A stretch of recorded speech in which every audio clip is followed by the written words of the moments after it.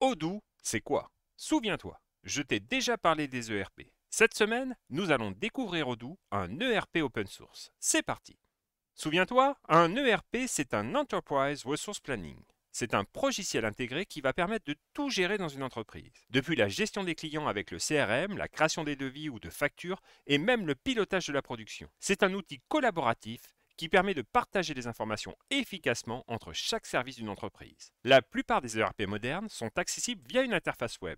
Cela permet donc d'y accéder depuis n'importe où, même en télétravail par exemple. Odoo, c'est donc un ERP open source développé par une entreprise belge sous deux versions. Une première version Community qui contient tous les composants de base au bon fonctionnement. Et une version Enterprise qui apporte des fonctionnalités supplémentaires. La première version d'Odoo est sortie en 2004 et la version actuelle est la version 16. Odoo est très modulaire. Il permet donc aux utilisateurs de n'installer que ce qui est nécessaire. Cela permet d'éviter d'avoir un système complexe avec beaucoup de parties inutilisées. Odoo est basé sur une architecture multitiers. Une base de données stocke toutes les informations. Odoo utilise le moteur de base PostgreSQL. Une couche de logique écrite en Python permet d'accéder aux données et surtout de les manipuler. C'est dans cette couche que sont par exemple faits tous les calculs liés aux différents métiers. Enfin, une couche présentation offre l'interface graphique permettant aux utilisateurs d'interagir avec l'application. Cette couche est un mélange de HTML5, de JavaScript et de CSS. Suivant son besoin, il existe plusieurs façons d'installer Odoo. Si tu veux simplement l'utiliser, un installeur tout intégré fait tout pour toi, c'est simple et rapide. Mais si tu souhaites développer, alors il faut installer Odoo à partir des sources. C'est plus compliqué et je t'en parlerai dans une autre vidéo. Pour télécharger Odoo, je t'ai mis le lien dans la description de la vidéo. Tu devras fournir un nom d'entreprise, etc., un numéro de téléphone et cliquer ensuite sur Download. Une fois le fichier téléchargé, tu l'exécutes pour lancer l'installation. Tu sélectionnes alors le langage dans lequel tu veux l'installer, tu cliques sur OK, puis sur Suivant, j'accepte, sur Suivant, tu peux modifier ou non le répertoire dans lequel tu l'installes et tu cliques sur Installer. Et là, tu attends que l'installation se termine. Voilà, l'installation est terminée. On va pouvoir sortir de l'installeur. On va démarrer Odoo.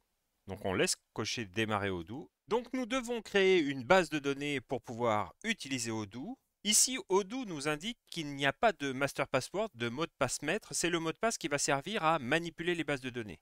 Je te conseille donc de bien noter ce mot de passe ici qu'il a défini pour nous. C'est ce mot de passe qui sera demandé à chaque fois qu'on voudra intervenir sur les bases, créer une nouvelle base, supprimer, etc.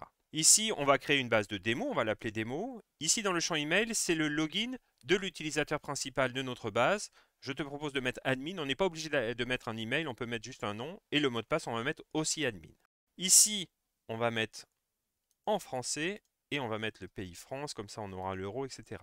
Ici, dans Demo Data, si on coche, on va installer, à chaque fois qu'on installera un module, des données de démonstration. C'est super pratique pour comprendre ce que peut faire Odoo. On clique donc sur Demo Data et on clique sur Continue.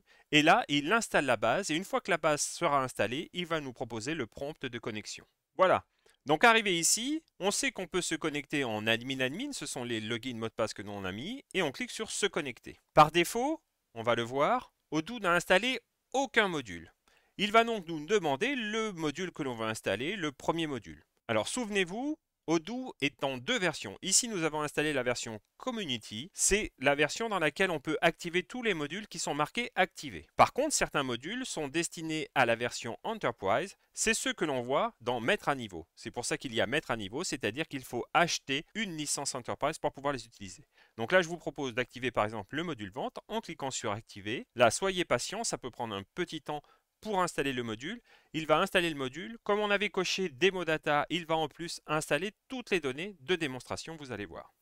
Voilà, l'installation du module est terminée. Il relance l'interface graphique. Et là, on arrive par défaut sur le module discussion. C'est le module qui va permettre de discuter entre vous si vous êtes plusieurs à être connectés sur le système. Ici, dans la version Community, si on clique ici sur les petits carrés, on a le menu qui indique tous les modules qui sont installés sur notre application. Et par exemple, le module Contact Et là, on va voir qu'il y a des données de démonstration. Ce sont des données, hop, il y a des contacts qui ont été créés. Cela va permettre de découvrir l'application. Donc ici, par exemple, on a le module contact qui contient, comme son nom l'indique, les contacts. On a le module vente que l'on a installé qui va nous permettre de faire des devis. On peut rentrer sur un devis, par exemple, et voir les différentes lignes du devis. Par exemple, ici, un écran anti-bruit, etc. Et on peut, grâce à WK HTML to PDF, imprimer des devis sous forme de PDF. Donc là, par exemple, si on fait imprimer, il va nous créer le même devis, mais au format PDF. C'est le format, par exemple, qu'il va joindre au mail si on fait envoyer par mail, etc. Voilà, on va cliquer ici. Et ici, par exemple, on voit un autre devis sous la forme de PDF, etc. avec tout ce qui va bien.